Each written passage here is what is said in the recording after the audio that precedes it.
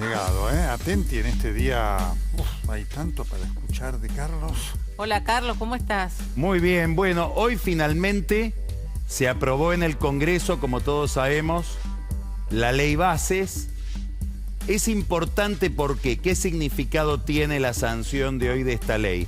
Más allá del contenido de la ley, lo importante es que mucha gente, observadores económicos, el Fondo Monetario Internacional, la dirigencia en general, está mirando si el gobierno de Javier Milei podía ordenar el juego político obteniendo una ley del Congreso a su favor, o si iba a ser un gobierno condenado a gestionar sin leyes, con toda la dificultad y la precariedad que significa gobernar por decreto, o algo peor, si le iban a hacer leyes en contra, es decir, si se le iba a armar un frente adverso de sectores ideológicamente o por intereses, enfrentó al gobierno que iba a lograr bloquearlo y eventualmente coparticipar impuestos que asfixiaran fiscalmente al gobierno. Bueno, esta incógnita se empezó a despejar, por lo menos en la Cámara de Diputados. No hubo demasiadas sorpresas, salvo una, que tiene que ver con los impuestos a los cigarrillos. Y es un tema bastante complejo de entender por una razón elemental, que es la más insólita. Importantísimos actores de este tema que tiene que ver con el impuesto a los cigarrillos obran al revés de lo que dicen que quieren obrar. ¿Cómo es la cosa? Había en la Argentina un impuesto interno que fijaba un mínimo para los cigarrillos. Es decir, más allá del precio, si una empresa tabacalera no llegaba a pagar el 70% de lo que corresponde del impuesto a los cigarrillos, había un monto mínimo que tenía que pagar, que lo iba estableciendo la AFIP mes a mes. Una tabacalera, Sarandí, que es de un señor muy controvertido llamado Pablo Otero, va a la justicia diciendo esto es inconstitucional. Y logra con distintas medidas cautelares no pagar el impuesto. La Corte volteó esas cautelares, pero igual seguía sin pagarlo, porque curiosamente la AFIP, en toda la época del kirchnerismo, no le pedía que pague esa deuda que se fue acumulando y que es de 40.000 millones de pesos. ¿Qué hizo el gobierno de Milei? Dijeron, vamos a terminar con este tema. Le vamos a dar la razón a Sarandí. Eliminamos ese impuesto mínimo y fijamos para todas las tabacaleras 70% de impuestos sobre el cigarrillo. Un impuesto alto que tiende a desalentar, obviamente, el consumo de cigarrillos.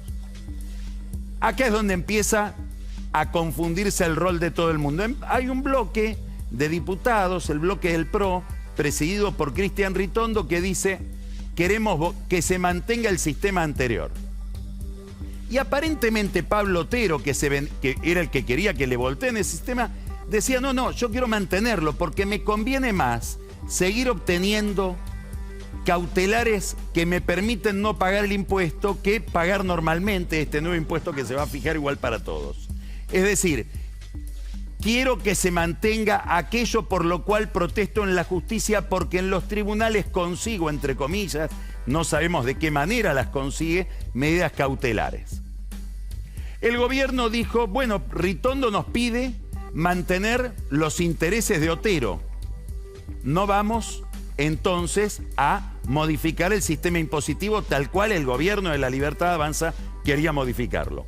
Anoche, un grupo de diputados, y esto tiene significado político, la coalición cívica, los radicales, salvo dos diputadas que extrañamente se divorcian de su bloque, dos diputadas de la capital, Dania Tabela y Mariela Coleta. Y acá viene lo interesante, 20 diputados del frente, de lo que era el Frente para la Victoria, de Unión por Todos, del kirchnerismo, dicen, no, nosotros queremos volver al proyecto del gobierno, aún en contra de los intereses de Otero. ¿Y dónde está la sorpresa? Que los diputados del gobierno, en vez de decir, bueno, aprovechemos que tenemos una mayoría para volver a poner este impuesto que queríamos poner y despejar todo este tema impositivo sobre el tabaco, votan en contra de su propio proyecto.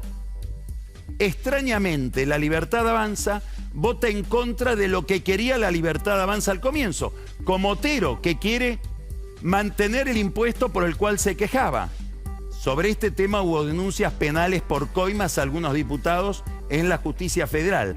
Y ahora una incógnita que abre hoy Martín Menem, el presidente de la Cámara de Diputados, que dice, no sabemos si el presidente Milei no va a terminar vetando el sistema impositivo que él quería poner.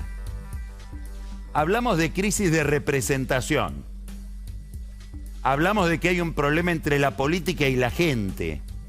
¿Cómo no va a haber un problema entre la política y la gente si por un tema que mueve millones de pesos o de dólares aparecen denuncias por coimas en los tribunales y si aparece un gobierno que decide por razones misteriosas oponerse a lo que ese mismo gobierno había prometido o había propuesto en un tema tan sensible y con tantas sospechas de corrupción? ¿Qué queda de la política? Una división en el bloque kirchnerista por primera vez. El peronismo votó dividido en tres.